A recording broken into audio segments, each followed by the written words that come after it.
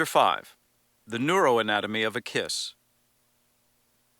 The couple vividly remembers the moment of their first kiss, a legendary landmark in their relationship.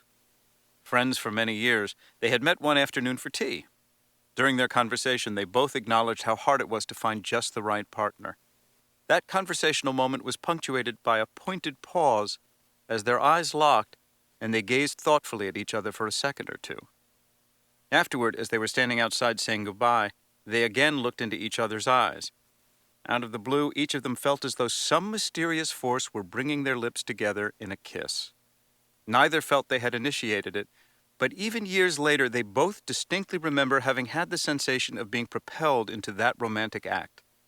Those long gazes may have been a necessary neural prelude to their kiss. Neuroscience now tells us something akin to the poetic idea that the eyes are windows on the soul. The eyes offer glimpses into a person's most private feelings. More specifically, the eyes contain nerve projections that lead directly to a key brain structure for empathy and matching emotions, the orbitofrontal area, or OFC, of the prefrontal cortex. Locking eyes loops us. To reduce a romantic moment to an aspect of its neurology, when two people's eyes meet, they have interlinked their orbitofrontal areas, which are especially sensitive to face-to-face cues like eye contact. These social pathways play a crucial role in recognizing another's emotional state. As in real estate, location means much in the topography of the brain. The OFC, positioned just behind and above the orbits of the eyes, hence the orbito, occupies a strategic site, the junction of the uppermost part of the emotional centers and the lowest part of the thinking brain.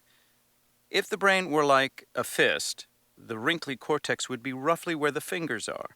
The subcortical centers would be in the lower palm, and the OFC just where the two meet.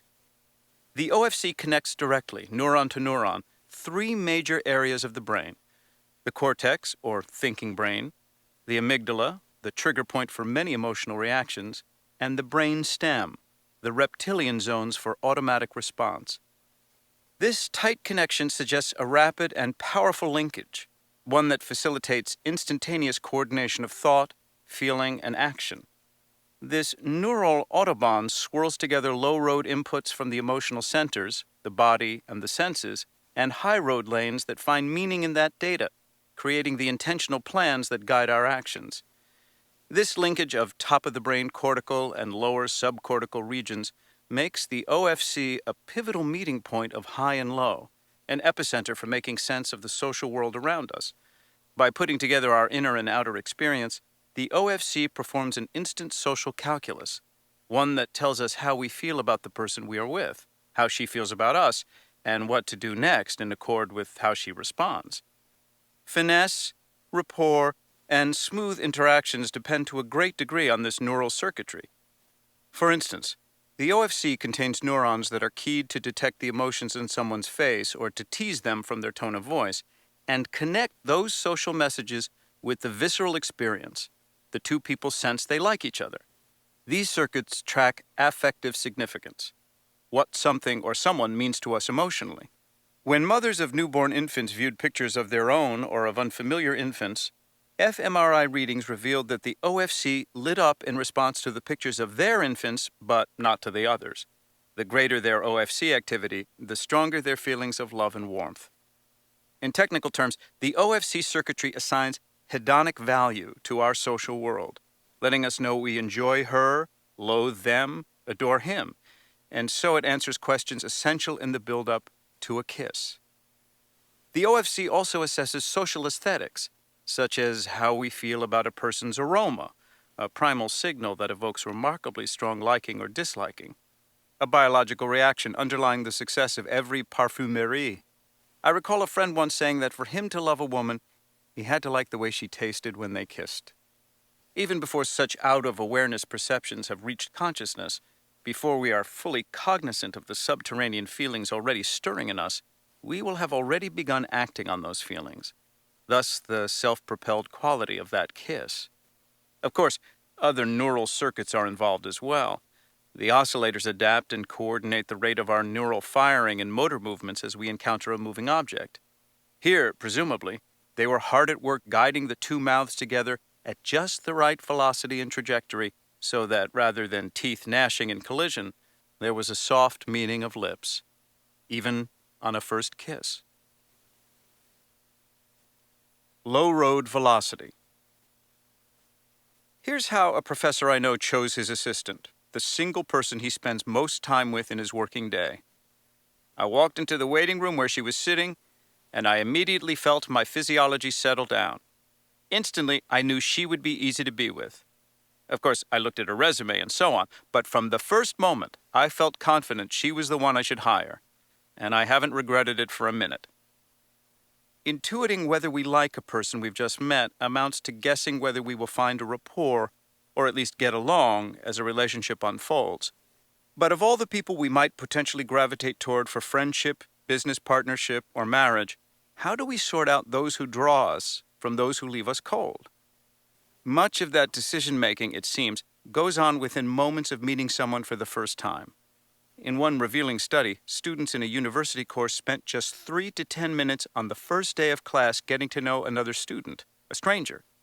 Immediately afterward, they rated the likelihood of whether they and the other person would remain mere nodding acquaintances or become close friends.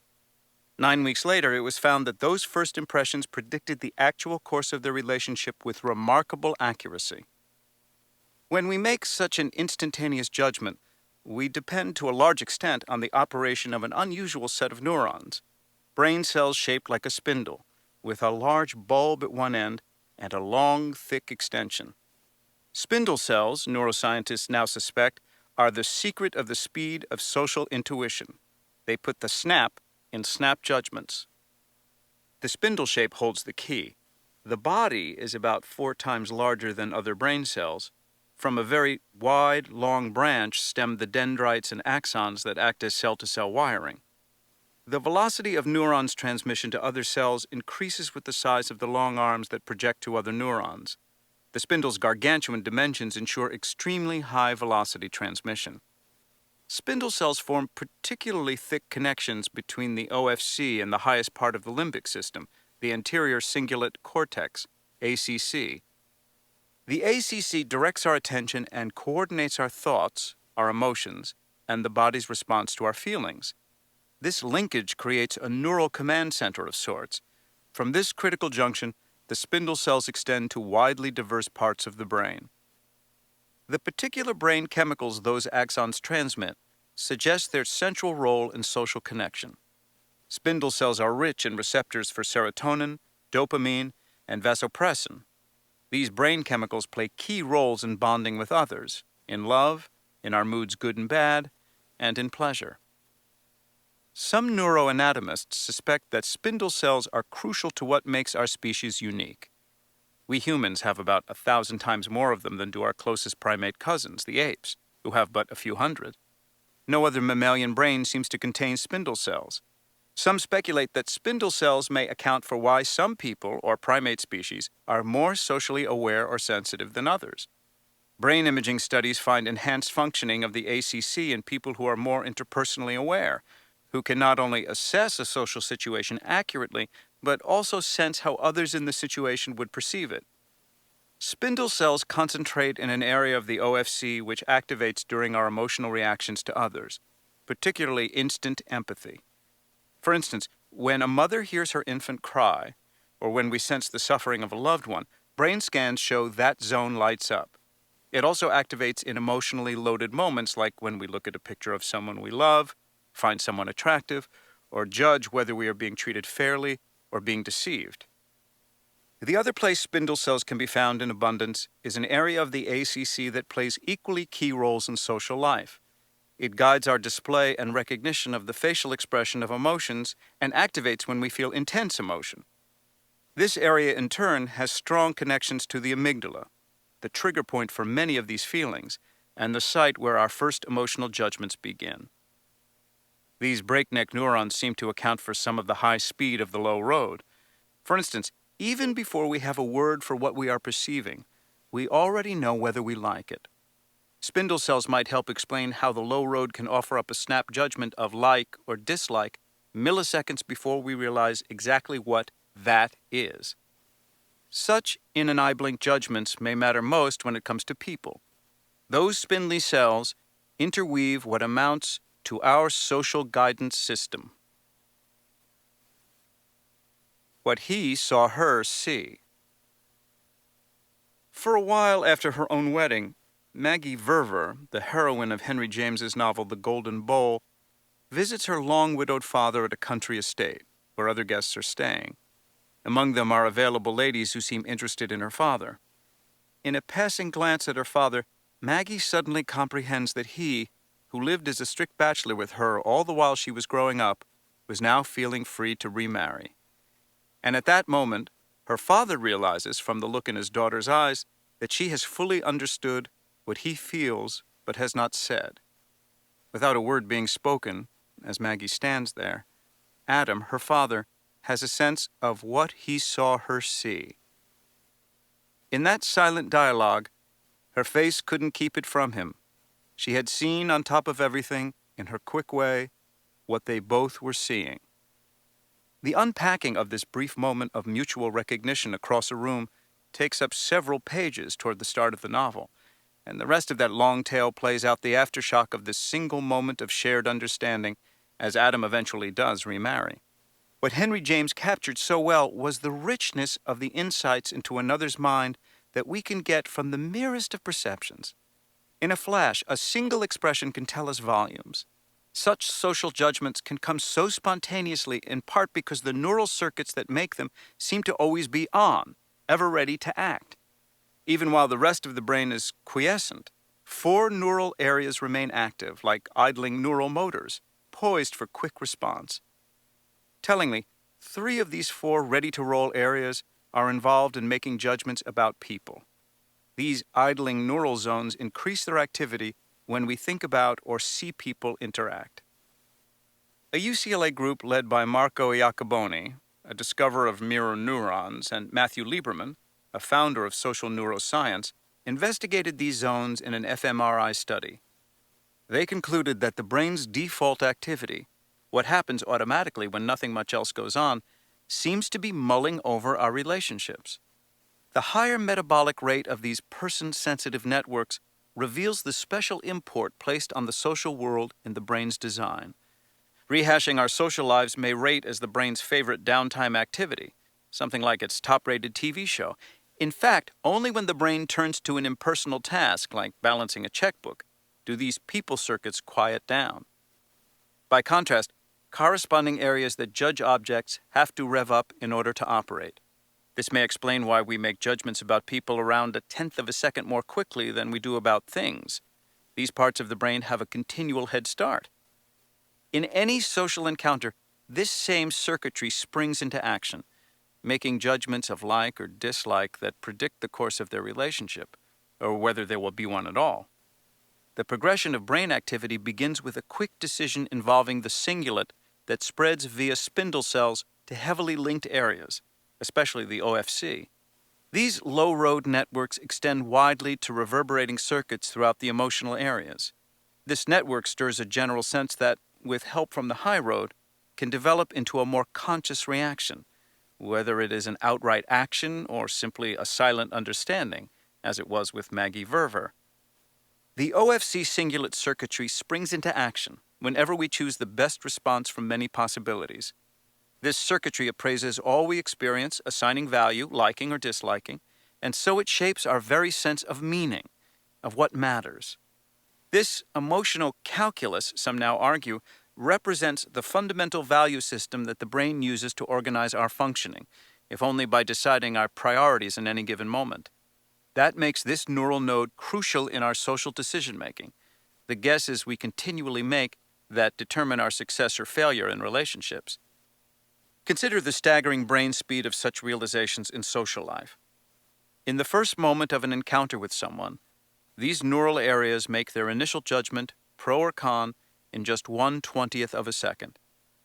Then there's the question of how we will react to the person concerned.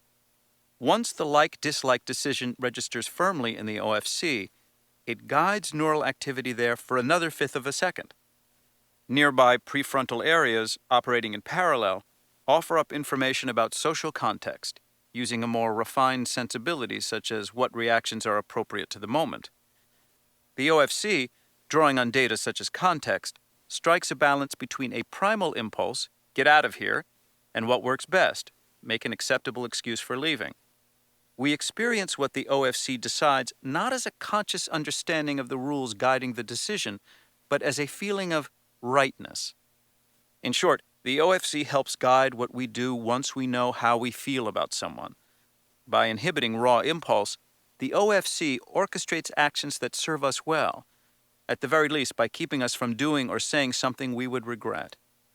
This sequence happens not just once, but continually, during any social interaction. Our primary social guiding mechanisms, then, rely on a stream of rough emotional inclinations. If we like her, one repertoire springs into action. If we loathe him, quite another. And should our feelings shift as the interaction goes on, the social brain quietly adjusts what we say and do accordingly. What goes on during these eye blinks is crucial for a satisfying social life. High road choices.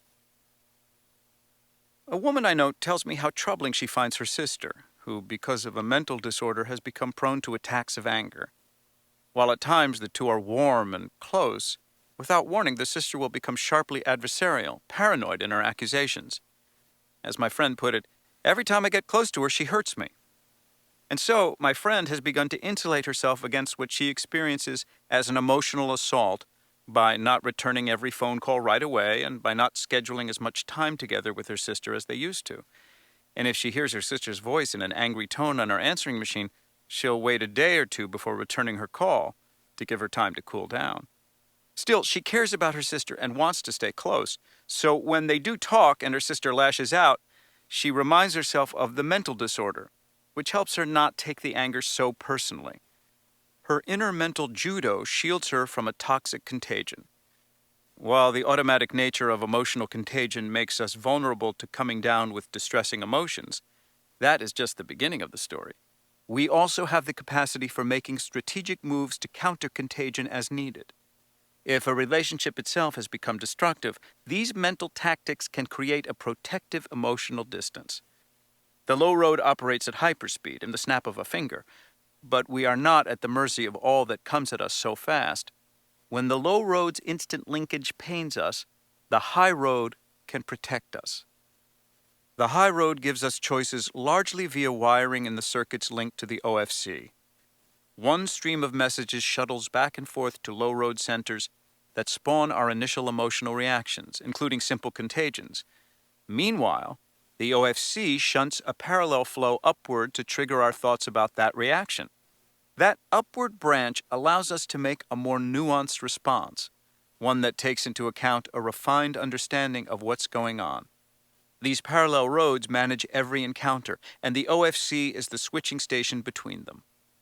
The low road, with its ultra-rapid mirror neuron links, operates as a sort of sixth sense, prompting us to feel with another person, even though we may be only vaguely aware of our attunement. The low road triggers a sympathetic emotional state without an intervening thought. Instant primal empathy. The high road, by contrast, opens up as we monitor such a mood shift and intentionally attend to the person we're talking with, to understand better what has happened. This brings our thinking brain, especially the prefrontal centers, into play. The high road adds enormous flexibility to the far more fixed and limited repertoire of the low road. As the milliseconds tick away and the high road activates its vast array of neural branches, the possibilities for response increase exponentially. So, while the lower route gives us instantaneous emotional affinity, the higher route generates a more sophisticated social sense, which in turn guides an appropriate response. That flexibility draws on the resources of the prefrontal cortex, the brain's executive center. Prefrontal lobotomies, a psychiatric fad in the 1940s and 1950s, surgically disconnected the OFC from other areas of the brain. The surgery was often primitive, the medical equivalent of inserting a screwdriver alongside the eyeball, slicing into the buttery brain.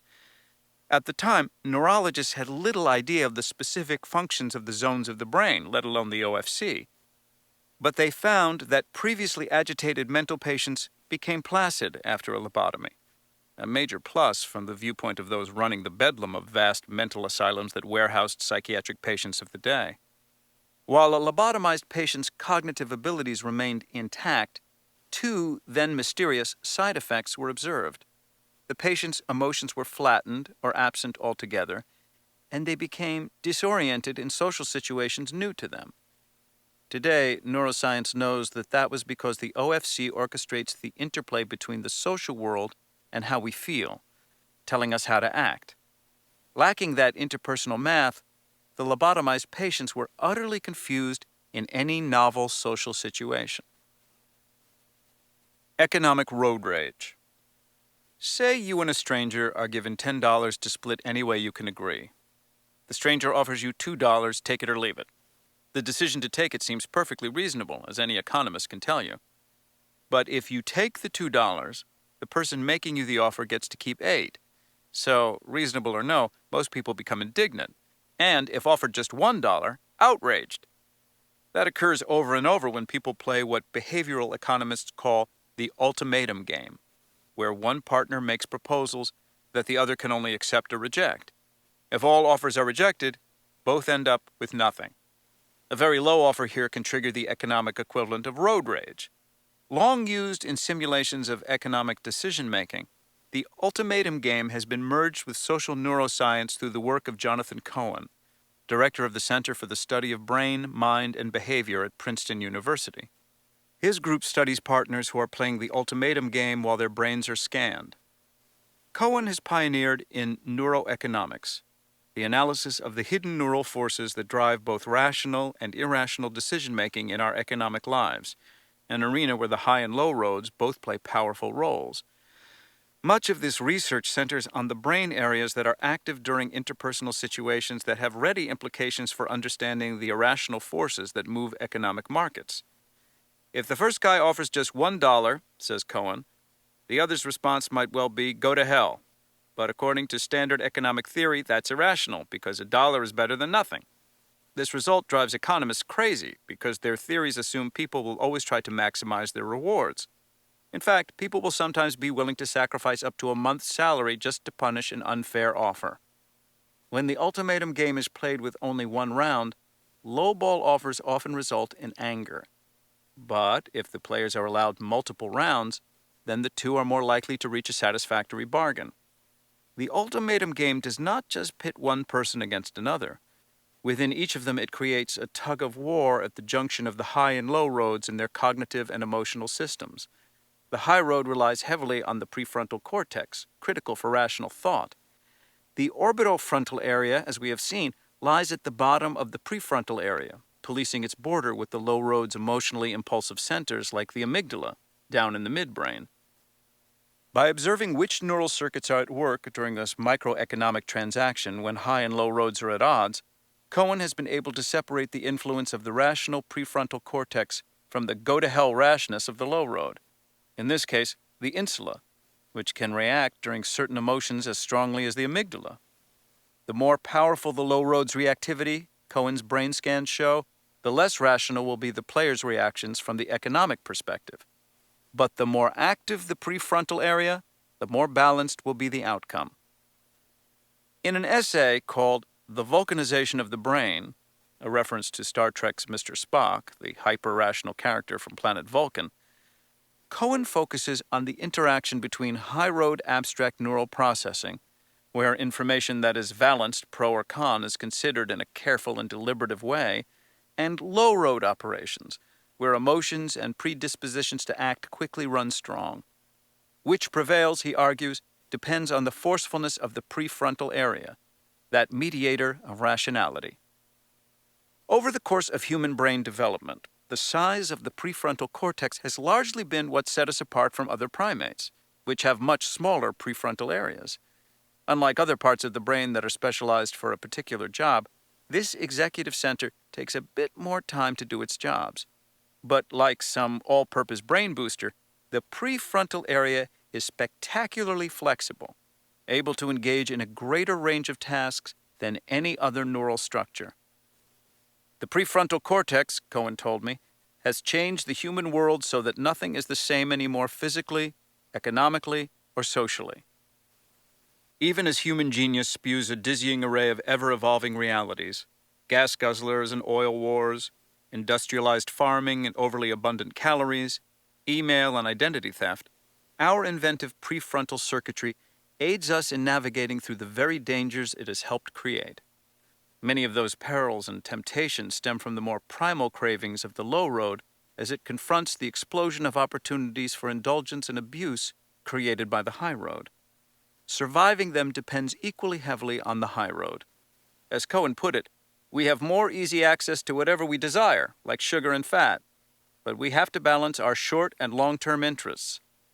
That balance comes via the prefrontal cortex, which wields the power to say no to impulse, squelching that reach for a second round of molten chocolate mousse, or that violent retaliation to a slight. In such moments, the high road masters the low. No to impulse. A man in Liverpool, England, diligently played the same numbers in the National Lottery week after week: 14, 17, 22, 24, 42, and 47. One day, while watching television, he saw that very sequence of numbers come up as the winner for the £2 million prize. But this week, for once, he had forgotten to renew his ticket on time. It had expired just days before. Overwhelmed by disappointment, he killed himself. A news item on that tragedy was cited in a scientific article on the experience of regret over making a poor decision. Such feelings stir in the OFC, driving pangs of remorse and, most likely, the self-recrimination that so unhinged that poor lottery player. But patients with lesions in key circuits of the OFC lack all such feelings of regret. No matter how bad their choice, they are utterly unfazed by missed opportunities. The OFC exerts a top-down modulation of the amygdala, the source of unruly emotional surges and impulses. Like small children, patients who have lesions in these inhibitory circuits typically lose the ability to suppress emotional impulses, unable, for example, to keep themselves from mimicking someone's scowling face.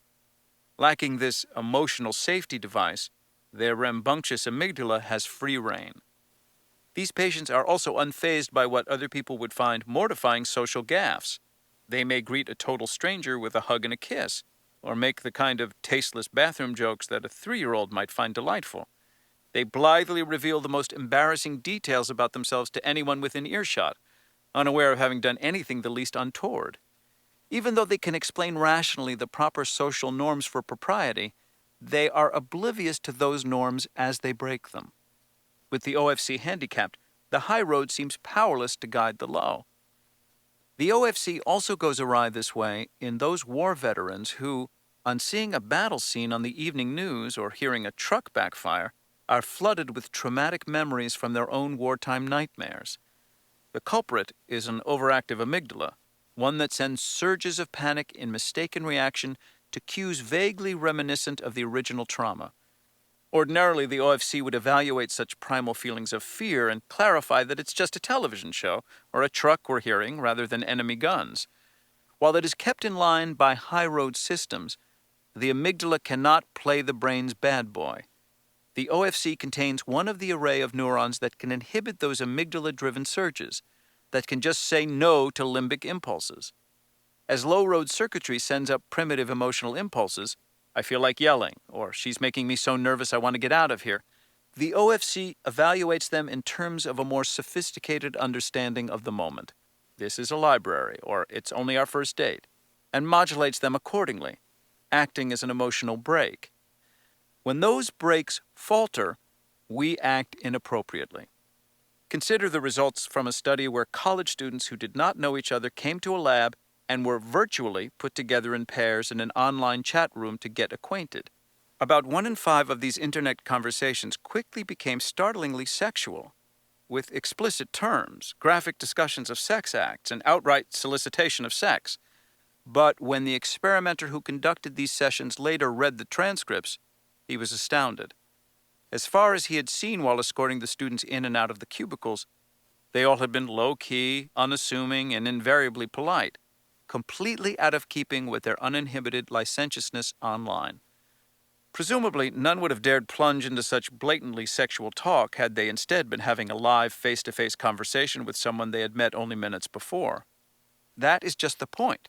During in-person interactions, we loop, getting an ongoing flow of feedback, mainly from the person's facial expressions and tone of voice, which instantly tell us when we are on track and off. Something like the out-of-place sex talk in the lab has been documented ever since the earliest years of internet flaming, in which adults make childishly offensive comments online. Ordinarily, the high road keeps us within bounds, but the internet lacks the sort of feedback the OFC needs to help us stay on track socially. On second thought, how sad. That poor woman standing there all alone in front of that church, sobbing. The funeral must be going on inside.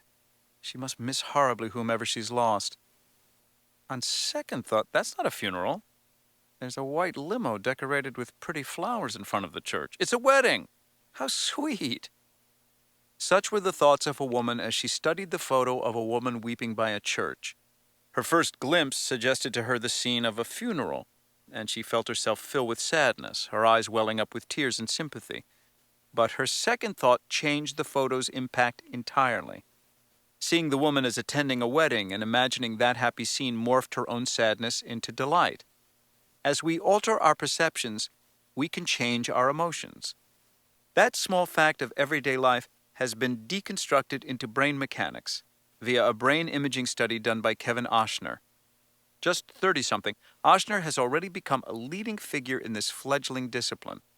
When I visited him in his neatly arranged office, an oasis of order in Schermerhorn Hall, the musty rabbit warren that houses Columbia's psychology department, he explained his methods. In Ochsner's research, a volunteer at Columbia's fMRI Research Center lies perfectly still on a gurney in the long, dark tube of an MRI machine. That willing soul wears what looks like a bird cage placed over his head. It detects radio waves emitted by atoms in the brain. A semblance of human contact comes via a mirror artfully placed at a 45-degree angle over the cage that reflects an image projected from the far end of the gurney, where the subject's feet stick out of the massive device. It's hardly a natural setting, but the setup renders meticulous maps of how the brain reacts to specific stimulus, be it a photo of someone in abject terror or, via earphones, a baby's laugh. Imaging studies using these methods have allowed neuroscientists to chart with unprecedented precision the zones of the brain that intertwine in orchestrated action during the vast variety of person-to-person encounters. In Ochsner's study, women saw a photo, letting their first thoughts and feelings wash through them. Then they were instructed to purposely rethink what might be happening, reconceiving the scene in a way that would be less distressing. And so came the shift of scene from a funeral to a wedding. With that second thought, the woman's neural mechanisms damped down the emotional centers that had made her feel sadness. More specifically, the neural sequence went something like this.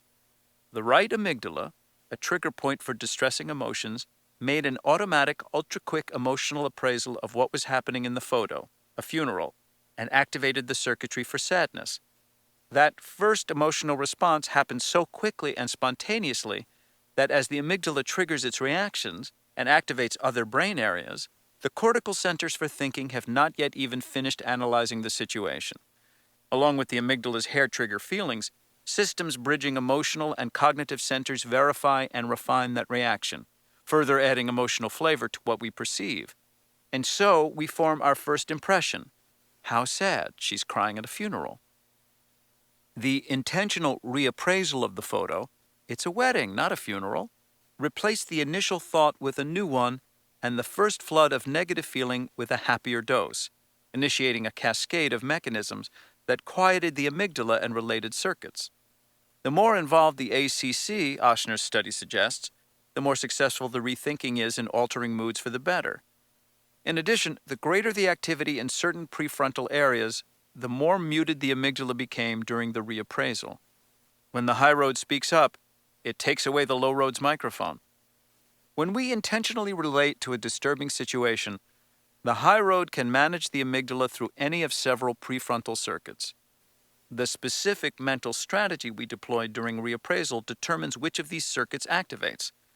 One prefrontal circuit activates when we view another person's distress, like the suffering of a severely ill patient, in an objective, clinically detached way, as though we had no personal connection, the strategy typical of those in the health professions.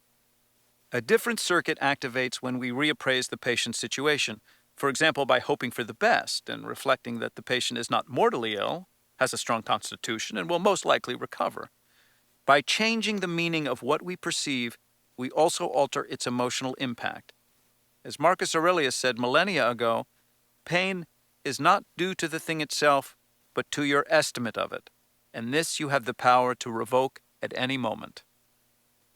The emerging data on reappraisal offer a corrective to a widespread misimpression that we have virtually no choice in our mental life because so much of what we think, feel, and do rushes by automatically, in a blink. The idea that it's all done on automatic is depressing, Ochsner observes. Reappraisal alters our emotional response. When we do it intentionally, we gain conscious control of our emotions. Even just naming for ourselves the emotions we feel can calm the amygdala. Such reappraisal has a host of implications for our relationships. For one thing, it affirms our capacity to reconsider knee-jerk negative reactions to someone, to more thoughtfully appraise the situation, and to replace an ill-considered attitude with one that better serves us and the other person. The high road to choice also means we're free to respond as we like, even to unwanted contagion. Rather than, say, being flooded by someone who is hysterical with fear, we can stay cool and come to their rescue. If someone simmers with agitation that we would rather not share, we can buffer ourselves against contagion, resolutely remaining in our preferred mood. The full panoply of life engages us with endless permutations. In reacting to any of them, the low road offers a first choice, but the high can decide where we end up. Re-engineering the low road. David Guy was 16 when he suffered his first bout of stage fright. It happened in English class when David's teacher asked him to read his weekly composition aloud. What flooded David's mind at the very thought were images of his classmates. Though David already wanted to become a writer and was experimenting with new techniques, his classmates cared nothing for writing. They had the typical adolescent scorn for pretense, and their sarcasm was merciless. David was desperate to avoid what he imagined would be their inevitable criticism and mockery, and so he found himself unable to speak a word. His stage fright was paralyzing, his face flushed, his palms were sweating, and his heart beat so rapidly he couldn't catch his breath. The harder he tried, the tighter the grip of panic. The stage fright stayed with him. Though he was nominated for class president his senior year, he declined when he realized that acceptance would mean he'd have to give a speech. Even years later, after he published his first novel while in his 30s, David still found himself avoiding public speaking, declining offers to do readings from his novel. David Guy has ample company in his dread of public speaking. Surveys show it to be the most common of all phobias, claimed by 1 in 5 Americans. But the fear of getting up in front of an audience is only one of many forms taken by social phobia, as the Psychiatric Diagnostic Manual dubs these anxieties in public situations. Other forms range from meeting new people or talking with a stranger to eating in public or using a shared restroom. And as it did with David, the first episode often occurs in adolescence, though the fear remains lifelong. People go to great ends to avoid the dreaded situation, as the very prospect of the feared setting provokes a flood of anxiety. Stage fright like David's can have remarkable biological power. The mind's eye need only picture the scorn of an audience, and the amygdala activates, making the body respond with an overwhelming blitz of stress hormones. David's merely imagining his classmates' scorn was enough to activate this physiological storm. Such learned fears are acquired in part in circuitry centering on the amygdala, which Joseph Ledoux likes to call the brain's fear central. Ledoux knows the neural terrain of the amygdala intimately. He's been studying this clump of neurons for decades at the Center for Neuroscience at New York University. The cells in the amygdala where sensory information registers and the adjacent areas that acquire fear, Ledoux has discovered, actually fire in new patterns at the moment a fear has been learned. Our memories are in part reconstructions. Whenever we retrieve a memory, the brain rewrites it a bit, updating the past according to our present concerns and understanding. At the cellular level, Ledoux explains, retrieving a memory means it will be reconsolidated, slightly altered chemically by a new protein synthesis that will help store it anew after being updated. Thus, each time we bring a memory to mind, we adjust its very chemistry. The next time we retrieve it, that memory will come up as we last modified it. The specifics of the new consolidation depend on what we learn as we recall it. If we merely have a flare-up of the same fear, we deepen our fearfulness. But the high road can bring reason to the low. If at the time of the fear we tell ourselves something that eases its grip, then the same memory becomes re-encoded with less power over us.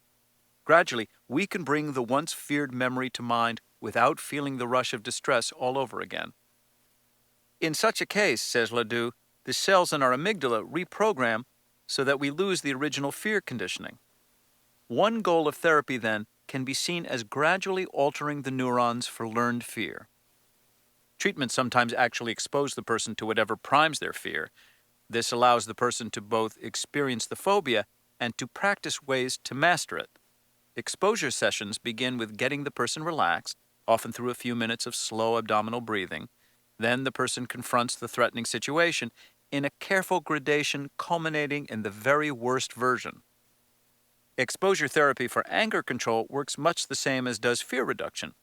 One New York City traffic officer confided that she had flown into a rage at a motorist who called her a low-life bitch. So in her exposure therapy, that phrase was repeated to her, first in a flat tone, then with increasing emotional intensity, and finally with added obscene gestures. Meanwhile, the officer's task was simply to sit passively and continue to relax as best she could. The exposure succeeds when, no matter how obnoxious the repeated phrase, she can stay relaxed. And presumably when back on the street, she can calmly write a traffic ticket despite insults. Sometimes therapists go to great lengths to recreate the scene that triggers a social anxiety, albeit in the safety of therapy. One cognitive therapist known for his expertise in treating anxiety uses therapy groups as a trial audience for patients overcoming their fear of speaking in public. The patient rehearses both relaxation methods and counter-thoughts to challenge anxiety-provoking ones. Meanwhile, the therapist coaches the group to act in ways that will be particularly difficult for the patient, from making snide comments to looking bored or disapproving. To be sure, the intensity of the exposure must be kept within the limits of what the patient can handle. One woman about to face such a hostile audience excused herself to go to the ladies' room, where she locked the door and refused to come out. She was eventually coaxed to continue her treatment. Simply reviewing something painful from the past with someone who helps us see a different perspective, Ledoux suggests, can gradually loosen some of the distress by re-encoding disturbing memories. This may be one reason for the relief that can come when client and therapist rehash troubles. The talk itself may alter the way the brain registers what's wrong. Says Ledoux, it's something like what happens naturally when we churn a worry over in our mind and come to a new perspective. We use the high road to re-engineer the low. Chapter 6. What is social intelligence? 3 12-year-olds are heading to a soccer field for gym class.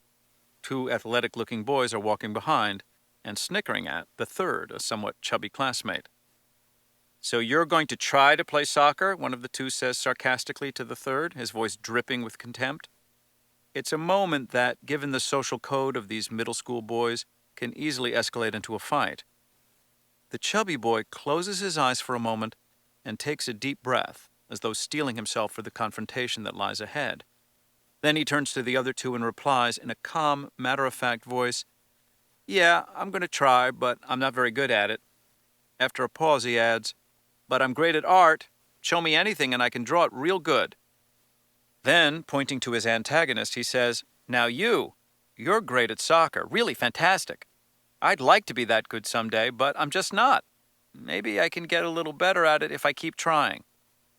At that, the first boy, his disdain now utterly disarmed, says in a friendly tone, "Well, you're not really that bad. Maybe I can show you a few things about how to play." That short interaction offers a masterly display of social intelligence in action. What could easily have led to a fight might now flower into a friendship. The chubby artist held his own, not just in the turbulent social currents of middle school, but in a far more subtle struggle, in an invisible tug-of-war between the brains of the two boys. By keeping cool, the aspiring artist resisted the pull to anger from the other's sarcastic taunt, and instead brought the other boy into his own more friendly emotional range. It's a display of the highest order of neural jujitsu, transforming the boys' shared emotional chemistry from a hostile range to a positive one. Sheer relationship brilliance. Social intelligence shows itself abundantly in the nursery, on the playground, in barracks and factories and sales rooms, but it eludes the formal standardized conditions of the testing laboratory. So observed Edward Thorndike, the Columbia University psychologist who first proposed the concept in a 1920 article in Harper's Monthly magazine. Thorndike noted that such interpersonal effectiveness was of vital importance for success in many fields, particularly leadership. The best mechanic in a factory, he wrote, may fail as a foreman for lack of social intelligence. But by the late 1950s, David Wexler, the influential psychologist who created what still remains one of the most widely used measures of IQ, had dismissed social intelligence, seeing it merely as general intelligence applied to social situations. Now, a half-century later, social intelligence has become ripe for rethinking as neuroscience begins to map the brain areas that regulate interpersonal dynamics. A fuller understanding of social intelligence requires us to include non-cognitive aptitudes. The talent, for instance, that lets a sensitive nurse calm a crying toddler with just the right reassuring touch, without having to think for a moment about what to do. Psychologists argue about which human abilities are social and which are emotional. Small wonder. The two domains intermingle, just as the brain's social real estate overlaps with its emotional centers. All emotions are social, as Richard Davidson, director of the Laboratory for Affective Neuroscience at the University of Wisconsin, observes. You can't separate the cause of an emotion from the world of relationships. Our social interactions are what drive our emotions. My own model of emotional intelligence folded in social intelligence without making much of that fact, as do other theorists in the field. But, as I've come to see, simply lumping social intelligence within the emotional sort stunts fresh thinking about the human aptitude for relationship, ignoring what transpires as we interact. This myopia leaves the social part out of intelligence. The ingredients of social intelligence can be organized into two broad categories: social awareness, what we sense about others, and social facility, what we then do with that awareness. Social awareness refers to a spectrum that runs from instantaneously sensing another's inner state, to understanding her feelings and thoughts, to getting complicated social situations. It includes primal empathy, feeling with others, sensing non-verbal emotional signals, attunement, listening with full receptivity, attuning to a person, empathic accuracy, understanding another person's thoughts, feelings, and intentions, social cognition, knowing how the social world works. Simply sensing how another feels or knowing what they think or intend does not guarantee fruitful interactions. Social facility builds on social awareness to allow smooth, effective interactions. The spectrum of social facility includes synchrony, interacting smoothly at the nonverbal level; self-presentation, presenting ourselves effectively; influence, shaping the outcome of social interactions; concern, caring about others' needs and acting accordingly. Both the social awareness and social facility domains range from basic, low-road capacities to more complex high-road articulations. For instance, synchrony and primal empathy are purely low-road capacities, while empathic accuracy and influence mingle high and low. And as soft as some of these skills may seem, there are already a surprising number of tests and scales to assess them. Primal empathy. The man had come to an embassy for a visa. As they talked, the interviewer noticed something strange. When asked why he wanted the visa, a momentary look of disgust flitted across the man's face. Alerted, The interviewer asked the applicant to wait a few minutes and went to another room to consult an Interpol data bank. The man's name popped up as a fugitive, wanted by police in several countries.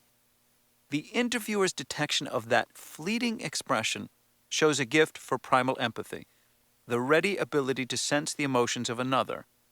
A low-road capacity, this variety of empathy occurs or fails to, rapidly and automatically. Neuroscientists see this intuitive gut-level empathy as largely activated by mirror neurons. Even though we can stop talking, we cannot stop sending signals, our tone of voice, our fleeting expressions, about what we feel. Even when people try to suppress all signs of their emotions, feelings have a way of leaking anyway. In this sense, when it comes to emotions, we cannot not communicate. An apt test of primal empathy would assess the low road's rapid, spontaneous reading of these nonverbal clues. To do that well, such a test must have us react to a depiction of another person, rather than answer questions with paper and pencil. I first encountered one such test while struggling with my dissertation research. Two other graduate students just down the hall from my travails, I recall, seemed to be having far more fun. One was Judith Hall, who is now a professor at Northeastern University. The other was Dane Archer, now at the University of California at Santa Cruz. Back then, they were students of Robert Rosenthal in social psychology. The two were in the midst of making a set of videotapes starring Hall that are now among the most widely used measures of interpersonal sensitivity. Archer videotaped, while Hall recreated situations ranging from returning a faulty item to a store to talking about the death of a friend. The test, dubbed the Profile of Nonverbal Sensitivity, PONS, P-O-N-S, asks people to guess what's going on emotionally from seeing a 2-second snippet of a given scene. For example, they might see a snippet showing only Hall's face or only her body, or they might hear just her voice. Those workers who do well on the PONS tend to be rated as more interpersonally sensitive by their peers or supervisors. Such clinicians and teachers get higher job performance ratings. If they are physicians, their patients are more satisfied with their medical care. If they're teachers, they are seen as more effective. Across the board, such people are liked more. Women tend to do a bit better on this dimension of empathy than men, scoring about 3% higher on average. No matter what our ability may be now, empathy seems to improve with time, honed by the circumstances of life. For example, women with toddlers are better at nonverbal decoding than their age mates who are childless. But nearly everyone improves from early adolescence into their mid-20s. Another measure of primal empathy, the Reading the Mind in the Eyes test, was designed by Simon Baron-Cohen, an expert on autism, and his research group at Cambridge University. Those who score at the high end in reading messages from the eyes will be gifted at empathy, and in any role that demands it, from diplomacy and police work to nursing and psychotherapy. Those who do poorly in the extreme are likely to have autism. Attunement. Attunement is attention that goes beyond momentary empathy to a full sustained presence that facilitates rapport. We offer a person our total attention and listen fully. We seek to understand the other person rather than just making our own point. Such deep listening seems to be a natural aptitude. Still, as with all social intelligence dimensions, people can improve their attunement skills. And we all can facilitate attunement simply by intentionally paying more attention. A person's style of speaking offers clues to their underlying ability to listen deeply. During moments of genuine connection, what we say will be responsive to what the other feels, says, and does. When we are poorly connected, however, our communications become verbal bullets. Our message does not change to fit the other person's state, but simply reflects our own. Listening makes the difference. Talking at a person rather than listening to him reduces a conversation to a monologue. When I hijack a conversation by talking at you, I'm fulfilling my needs without considering yours. Real listening, in contrast, requires me to attune to your feelings, let you have your say, and allow the conversation to follow a course we mutually determine. Two-way listening makes a dialogue reciprocal, with each person adjusting what they say in keeping with how the other responds and feels. This agendaless presence can be seen, surprisingly, in many top-performing salespeople and client managers. Stars in these fields do not approach a customer or client with the determination to make a sale. Rather, they see themselves as consultants of sorts, whose task is first to listen and understand the client's needs, and only then match what they have to those needs. Should they not have what's best, they'll say so, or even take a client's side in making a justified complaint about their own company. They would rather cultivate a relationship where their advice is trusted than torpedo their reliability just to make a sale. Listening well has been found to distinguish the best managers, teachers, and leaders. Among those who are in the helping professions, like physicians or social workers, such deep listening numbers among the top 3 abilities of those whose work has been rated as outstanding by their organizations. Not only do they take the time to listen and so attune to the other person's feelings, they also ask questions to better understand the person's background situation, not just the immediate problem or diagnosis at hand. Full attention, so endangered in this age of multitasking, is blunted whenever we split our focus. Self-absorption and preoccupation shrink our focus so that we are less able to notice other people's feelings and needs, let alone respond with empathy. Our capacity for attunement suffers, snuffing out rapport. But full presence does not demand that much from us. A 5-minute conversation can be a perfectly meaningful human moment, an article in the Harvard Business Review notes. To make it work, you have to set aside what you are doing, put down the memo you were reading, disengage from your laptop, abandon your daydream, and focus on the person you're with. Full listening maximizes physiological synchrony so that emotions align. Such synchrony was discovered during psychotherapy at moments when clients felt most understood by their therapists. Intentionally paying more attention to someone may be the best way to encourage the emergence of rapport. Listening carefully, with undivided attention, orients our neural circuits for connectivity, putting us on the same wavelength. That maximizes the likelihood that the other essential ingredients for rapport, synchrony and positive feelings, might bloom. Empathic accuracy. Empathic accuracy represents, some argue, the essential expertise in social intelligence.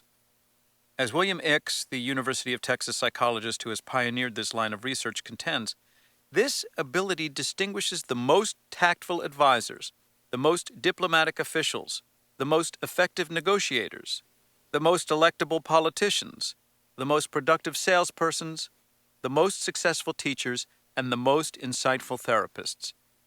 Empathic accuracy builds on primal empathy but adds an explicit understanding of what someone else feels and thinks. These cognitive steps engage additional activity in the neocortex, particularly the prefrontal area, so bringing high road circuitry to the primal empathy of the low. We can measure empathic accuracy through psychology's equivalent of hidden camera television. 2 volunteers for an experiment come into a waiting room and are seated together on a couch. A research assistant asks them to wait a few minutes while he tries to find some missing bit of equipment. To pass the time, the 2 chat a bit. After approximately 6 minutes, the assistant comes back and they expect to start, but the experiment has already begun. While they thought they were merely waiting, the 2 were secretly being videotaped from a camera concealed in a closet. Then each participant is sent to a separate room where they watch the 6-minute video. There, they write down a record of their thoughts and feelings at key points in the tape, and what they suspect the other person was thinking and feeling at those points. That sneaky form of research has been repeated in university psychology departments across the United States and around the world to test one's ability to infer another person's unspoken thoughts and feelings. For example, one participant reported that she had felt silly while conversing because she couldn't remember the name of one of her teachers. Her partner accurately guessed that she was maybe feeling sort of odd at the lapse. On the other hand, in a classic college years gaffe, one woman was idly recalling a stage play, but her male partner guessed she was wondering if I would ask her out. Empathic accuracy seems to be one key to a successful marriage, especially in the early years. Couples who during the first year or 2 of their marriage are more accurate in their readings of each other have higher levels of satisfaction, and their marriage is more likely to last. A deficit in such accuracy bodes poorly. One sign of a rockier relationship can be read when a partner realizes the other feels bad but has no clue as to what exactly might be on their mind. As the discovery of mirror neurons revealed, our brain attunes us to what someone intends to do, but it does so at a subliminal level. Conscious awareness of someone's intentions allows for more accurate empathy, so we can better predict what that person will do. A more explicit understanding of underlying motives can mean the difference between life and death if, for example, we are face to face with a mugger or with an angry crowd, as was the case with those soldiers approaching the mosque described in the tale that begins this book. Social cognition. Social cognition, the fourth aspect of interpersonal awareness, is knowledge about how the social world actually works. People adept at this variety of cognition know what's expected in most any social situation, such as the manners appropriate in a five-star restaurant, and they are adept at semiotics, decoding the social signals that reveal, for example, who might be the most powerful person in a group. Such social savvy can be seen in those who accurately read the political currents of an organization, as well as in the 5-year-old who can list the best friends of every child in her kindergarten class. The social lessons we learned about playground politics in school, like how to make friends and form alliances, are on a continuum with the unspoken rules we follow in building a winning work team or playing office politics. One way social cognition can manifest is in the ability to find solutions to social dilemmas, such as how to seat rivals at a dinner party, or how to make friends after moving to a new city. The best social solutions come most readily to those who can gather the relevant information and think through solutions most coolly. The chronic inability to solve social problems not only confounds relationships, but is a complicating factor in psychological difficulties ranging from depression to schizophrenia. We mobilize social cognition to navigate the interpersonal world's subtle and shifting currents and to make sense of social events. It can make the difference in understanding why a remark that one person sees as witty banter may seem insulting sarcasm to another. With poor social cognition, we may fail to recognize why someone seems embarrassed or that someone's offhand comment will be taken as a slight by a third party. Understanding the unspoken norms that govern interaction is crucial for smooth interactions with someone from a different culture, where norms can differ markedly from those we learned in our own group. This knack for interpersonal knowledge has been understood as a bedrock dimension of social intelligence for decades. Some theorists have even argued that social cognition, in the sense of general intelligence applied to the social world, is the only true component of social intelligence. But this view, focusing solely in terms of what we know about the interpersonal world, ignores what we actually do while interacting with people. The result has been measures of social intelligence that test our knowledge of social situations but ignore how we fare in them, a rather blatant failing. Someone bright at social cognition, but who lacks the basics of social facility, will still be painfully awkward with people. The social awareness abilities interact. Empathic accuracy builds on listening and primal empathy. All three enhance social cognition. And interpersonal awareness in all its guises provides the foundation for social facility, the second part of social intelligence. Synchrony. Synchrony lets us glide gracefully through a nonverbal dance with another person. The foundation of social facility, it is the bedrock on which other aspects build. A failure in synchrony sabotages social competence, throwing interactions off kilter. The neural capacity for synchrony resides in low-road systems like oscillators and mirror neurons. Getting in sync demands that we both read nonverbal cues instantaneously and act on them smoothly, without having to think about it. The nonverbal signs of synchrony include the range of harmoniously orchestrated interactions, from smiling or nodding at just the right moment to simply orienting our body toward the other person. Those who fail to get in sync may, instead, fidget nervously, freeze, or simply be oblivious to their failure to keep step in the nonverbal duet. When one person botches synchrony, the other feels uneasy, never mind getting anywhere near rapport. People who fare poorly at this social ability typically suffer from dysemia, a deficit in reading, and so acting on, the nonverbal signs that guide smooth interactions. The outward indicators of this subtle social disability are all too obvious. Dysemic people are off, oblivious to cues that, for example, a conversation is ending. They unsettle those they interact with because they fail to observe the unspoken signs that keep two-way traffic unsnarled. Dysemia has been studied most intensively in children, largely because it plagues so many who end up as social rejects in school. A child who has this problem may, for instance, fail to look at people who are speaking to them, stand too close while talking with someone, have facial expressions inappropriate for their emotional state, or seem tactless and insensitive to how others feel.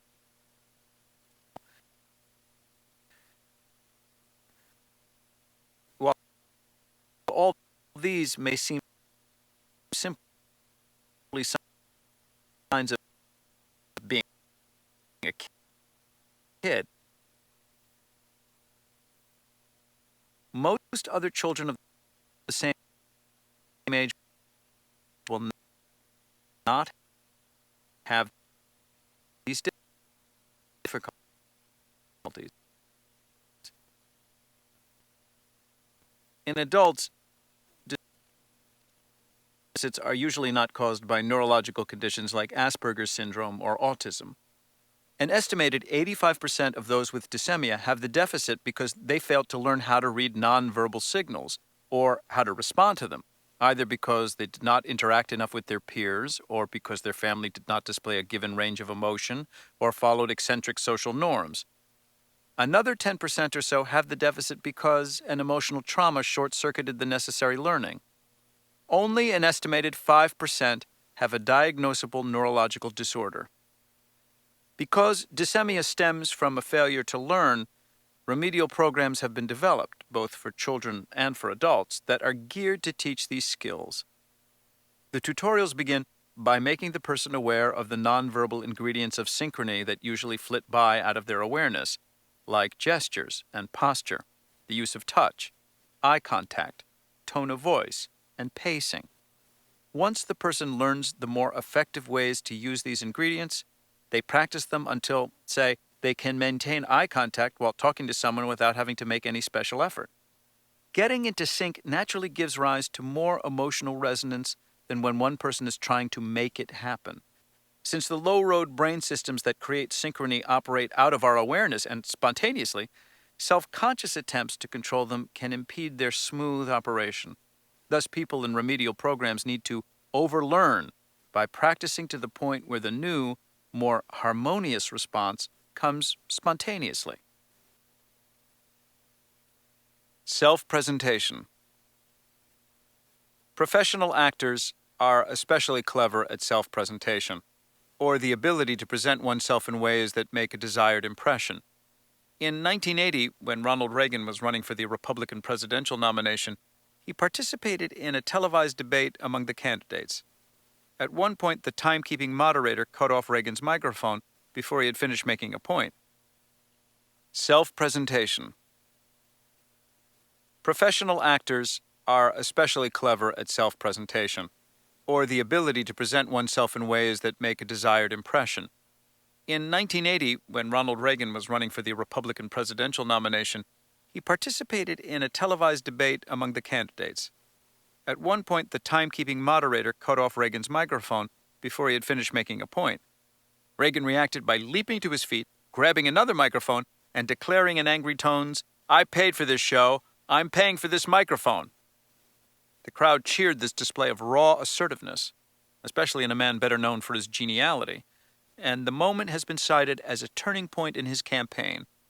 Later, a campaign advisor confessed that the seemingly spontaneous outburst had actually been planned, should a likely moment arise. Charisma is one aspect of self-presentation. The charisma of a powerful public speaker, or a great teacher or leader, comprises their ability to spark in us the emotions they exude, in training us to that emotional spectrum. We witness such emotional contagion writ large while watching a charismatic figure entrance a crowd. Charismatic people have a flair for expressivity that engages others to come into synchrony with their rhythm and catch their feelings. Charisma appears at peak form in a speaker who can play an audience, making a conceptual point with just the right emotional mix for maximum impact. Entertainers use timing and rhythmic cadence, heightening and lowering the amplitude of their voice on just the right beat to entrain their audience. They become senders of emotion while their audience is the recipient of this contagion. But that takes skill. A certain college student was well liked by her peers for her animated energy. She was remarkably open with her own feelings, and her expressivity let her make friends easily. But her professor had a different impression. In his large lecture class, she was noticeable for her outbursts. She would gasp with delight or make sounds of disgust, offering an ongoing commentary of pleasure or antipathy at the various points he made. A few times she was so overcome by her emotions that she had to leave the classroom. Her professor's assessment was that she had exuberant expressivity, but also gaps in self-control. Her animated energy served her well in many social settings, but not where some degree of reserve was needed. The ability to control and mask the expression of emotions is sometimes considered key to self-presentation. People adept in such control are self-confident in just about any social situation, possessed of savoir-faire. Those for whom poised performances come easily will be naturals at any situation where a nuanced response is crucial, from sales and service to diplomacy and politics. Women, by and large, are more expressive emotionally than men, but in some situations, women may need to balance expressiveness with the constraints of self-presentation. To the extent that social norms devalue expressiveness, as is the case in most workplaces, women need to contain the urge in order to fit in. Our society has subtle norms for who should express what emotions, implicitly constraining both men and women. In private life, women are generally perceived as more appropriately expressing fear and sadness, and men, anger, a norm that tacitly approves of a woman crying openly but frowns on men shedding tears when upset. In professional situations, however, the taboo against crying extends to women. And when a woman holds a position of power, the prohibition on showing anger evaporates. On the contrary, a powerful leader is expected to display anger when a group's goal has been frustrated. Alpha women, it seems, meet the entrance requirement. Regardless of whether anger is the most effective response in a given moment, it does not seem socially out of place when it comes from the boss. Some people are all self-presentation with no substance to back it up. The varieties of social intelligence are no substitute for the other kinds of expertise that a given role may call for. As I overheard one businessman say to another over lunch while we shared seats at a Manhattan sushi bar, "He's got that ability to make people like him, but you couldn't pick a worse person. He's got no follow-up tech skills."